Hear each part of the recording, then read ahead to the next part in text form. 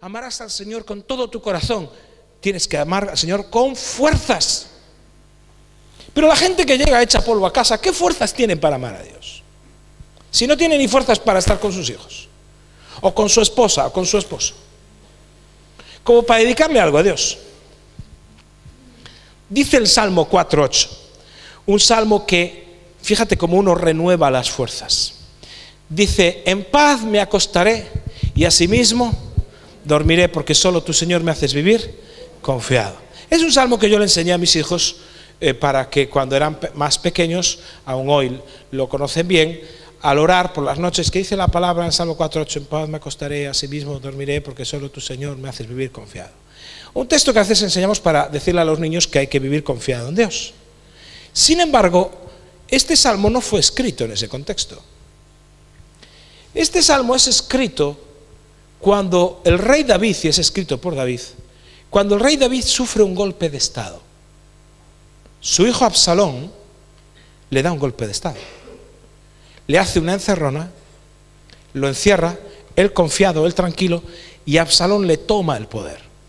Entonces David sale, pies para que os quiero, sale corriendo de Jerusalén, porque David estaba medio pensando si me quedo o no me quedo. Dice: no, tienes que irte. Casi lo empujan, lo echan fuera. Y esa primera noche que él está escapando, donde se estaba jugando la vida, donde no sabía exactamente si Absalón iría detrás de él y lo atacaría, David, en esa situación donde se está jugando la vida y donde está en plena guerra, donde está un golpe de estado, donde hay tensiones, hay gente que, bueno, hay en el capítulo de segunda de Samuel, el capítulo 14, el capítulo 15, podéis leer todo esto, que es una situación de muchísima tensión. David esa noche, ¿verdad?, escribe este salmo. Y la noche siguiente escribe otro salmo. Pero antes, ante la situación de David, de los consejeros de David, sus fieles consejeros que estaban con él, le traicionan y se pasan al bando de Absalón. Y David se queda preocupado porque hay un hombre que se llama Aitofel. Aitofel es un hombre extraordinario. Aitofel era un sabio impresionante. Y David, preocupado porque Aitofel, uno de sus consejeros bien sabios, se queda con Absalón, tan solo puede levantar una oración en esa noche y decir: Señor, confunde el consejo de Aitofel. Señor, paraliza el consejo que Aitofel le pueda dar a Absalón. Y junto con Aitofel queda también otro consejero que se llama Usai, que este era amigo de David. Era amigo de David. Muchos conocéis ya esta historia, no por conocida, no, os la vuelvo a contar. Era amigo de David. Y entonces David, esa noche en la que se está jugando si va a seguir vivo o no va a seguir vivo, él no puede hacer nada, tan solo puede decir: confunde el consejo de alguien que tiene una sabiduría de tal calibre. Es una sabiduría para el mal.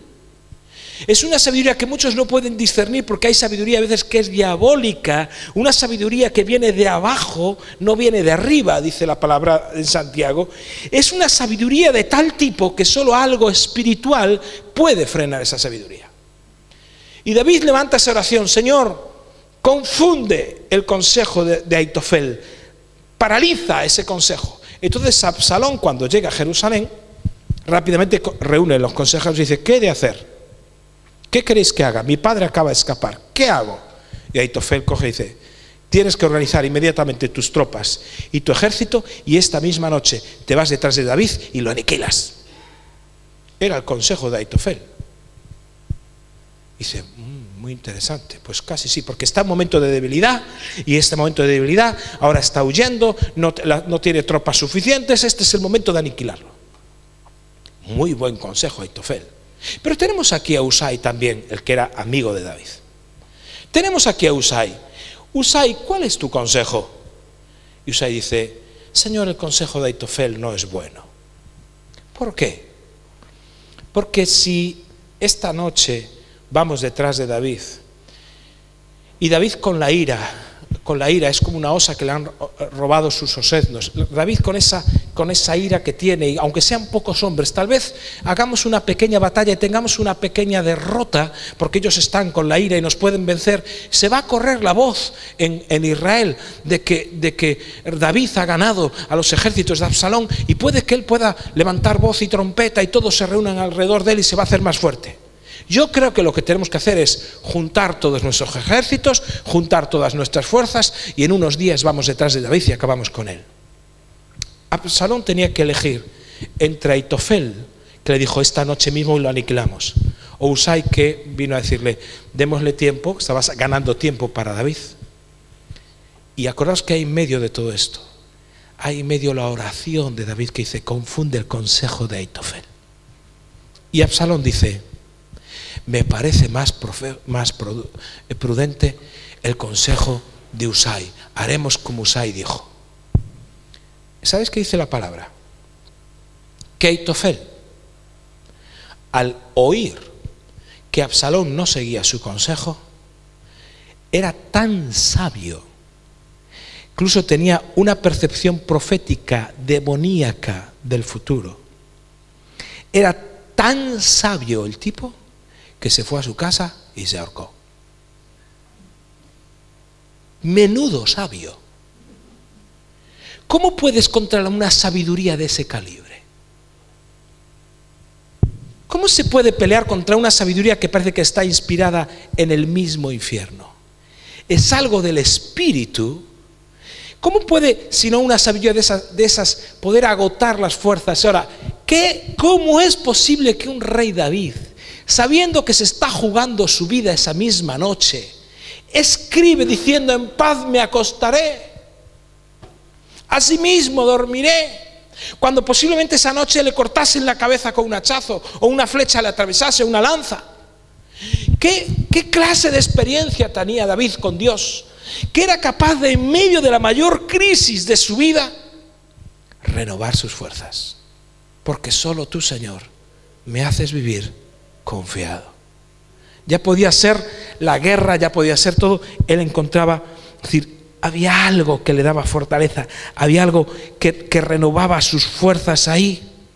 Y por eso no llega con que conozcas, y por eso hay que conocer la palabra, hay que amar la palabra. Es decir, cuando tienes que creer la palabra, cuando crees la palabra puede que cambies, pero tienes que insistir, sigues creyendo en la palabra, entonces empezarás a cambiar. Pero cuando eres persistente, terco en creer la palabra, entonces cambias de verdad. No es una cosa pasajera. Entonces tienes que aprender a conocer la palabra, a creerla. Hay un trayecto del camino que David recorrió que yo no recorrí. ¿Cómo es posible? Su vida en juego esa misma noche y el hombre se pone a escribir un salmito de maravillas y todas esas cosas. Por eso hay que aprender a leer la palabra hasta confiar totalmente en ese Dios que la transmite.